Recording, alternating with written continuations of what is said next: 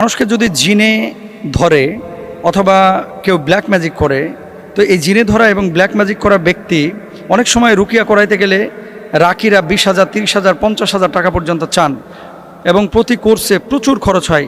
নিজে নিজে রুকিয়া করার কোনো বৈধতা আছে কিনা এবং কোনো সিস্টেম আছে কিনা এই ব্যাপারে জানতে চাই। ভেরি ভেরি ইম্পর্টেন্ট একটা বিষয়। দেখেন, রুকিয়া আপনি নিজে নিজেও করতে পারবেন। এখন আমাদের বাংলাদেশের মানুষ আয়াত পারে না, কোরআন পারে না, হাদিস পারে না, বলতে পারে না, এই জন্য রুকিয়া নিজে নিজে করতে পারে না। আজকে আপনাদেরকে একেবারে ক্লিন করে দেব যে রুকিয়াটা নিজে নিজে কিভাবে করবেন। পরিষ্কার করে আলোচনাটা শোনেন এবং আপনারা প্রত্যেকে নোট রাখবেন যদি সম্ভব হয় যে রুকিয়াটা কিভাবে করে। আউফ ইবনে মালিক রাদিয়াল্লাহু তাআলা আনহু তিনি বলছেন, ইয়া রাসূলুল্লাহ কাইফা তারা ফি যালিক ফাকালা, মানে উনি জিজ্ঞেস করেছিলেন যে ইয়ারিদু আলাইয়া রুকাকুম লা বাসা বির রুকা মা লাম ইয়াকুন ফি শিরক। আমরা জাহিলিয়াতে রুকিয়া করতাম, আমরা রাসূল সাল্লাল্লাহু আলাইহি ওয়াসাল্লামকে জিজ্ঞেস করলাম, তিনি বললেন তোমরা তোমাদের রুকিয়া আমার কাছে উপস্থাপন করো, শিরিক মুক্ত হলে রুকিয়া করতে কোনো সমস্যা নাই। এমন রুকিয়া যদি করেন যেখানে শিরকের কোনো সমস্যা মানে সম্পৃক্ততা নাই, এই রুকিয়া আপনি করতে পারেন। সহিহ মুসলিমের হাদিস।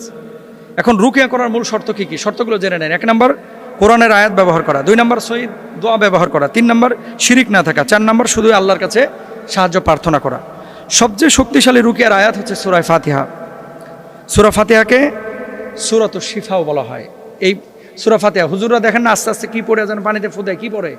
প্রথমে সূরা ফাতিহা পড়ে, সূরা ফাতিহা পড়ে ফু দেয়। তো এটা সূরা ফাতিহা পড়বেন। 2 নম্বর আয়াতুল কুরসি পড়বেন। 3 নম্বর সূরা ইখলাস, ফালাক, নাস, এগুলো রাসূল সাল্লাল্লাহু আলাইহি ওয়াসাল্লাম নিজে নিজে পড়ে আবার শরীরে ফুৎকার দিতেন। আপনারা পড়ে হাতে ফু দিয়ে শরীরটাকে বন্ধ করবেন। 5 নম্বর রাসূল সাল্লাল্লাহু আলাইহি ওয়াসাল্লাম একটি দোয়া শিখিয়েছেন, আউযু বিল্লাহি ওয়া কুদরাতিহি মিন শাররি মা আজিদু ওয়া উহাদিরু। এই দোয়াটা পড়বেন। রেফারেন্স সহিহ মুসলিমের। এই দোয়াটি রাসূল আকরাম সাল্লাল্লাহু আলাইহি ওয়াসাল্লাম নিজে পড়েছেন। ঘরে বসে রুকিয়া করার পূর্ণ পদ্ধতি একটু জেনে নেন। 1 নম্বর নিয়ত করা, মন থেকে বলবেন আমি আল্লাহর কাছে শিফা চাই। কারণ কি? ওয়ানুনাজ্জিলু মিনাল কুরআনি মা হুয়া শিফা। শিফা একমাত্র আল্লাহ তাআলা করতে পারেন, আর তো কেউ করতে পারেন না। এই জন্য আল্লাহর কাছে শিফার জন্য দোয়া চাইবেন, দোয়া করবেন। 2 নম্বর উজু করে নেবেন, পবিত্র হবেন। 3 নম্বর সূরা ফাতিহা 7 বার, আয়াতুল কুরসি 1 বার, সূরা ইখলাস 3 বার, সূরা ফালাক 3 বার, সূরা নাস 3 বার। এরপরে 4র্থ ধাপে নিজের শরীরে ফু দেওয়া, হাতে ফু দিবেন। এগুলো পড়ার পরে শরীরটাকে মুছে নেবেন। 5 নম্বর দোয়া করবেন আল্লাহুম্মা শফিনি শিফা লা ইউগাদিরু সাকামা। এরপরে 7 নম্বরে জিন থেকে সুরক্ষার দৈনিক কিছু আমল করবেন। সকালবেলায় 3 কুল পড়বেন, আয়াতুল কুরসি পড়বেন, সকাল সন্ধ্যায় মাসনুন দোয়াগুলো পড়বেন। রব্বানা আতিনা ফিদ দুনিয়া পড়তে পারেন, রব্বানা যালামনা আনফুসানা পড়তে পারেন। এবং এই যে আয়াতুল কুরসির আমল, 4 কুলের আমল, এগুলো সকাল সন্ধ্যায় করবেন ইনশাআল্লাহ।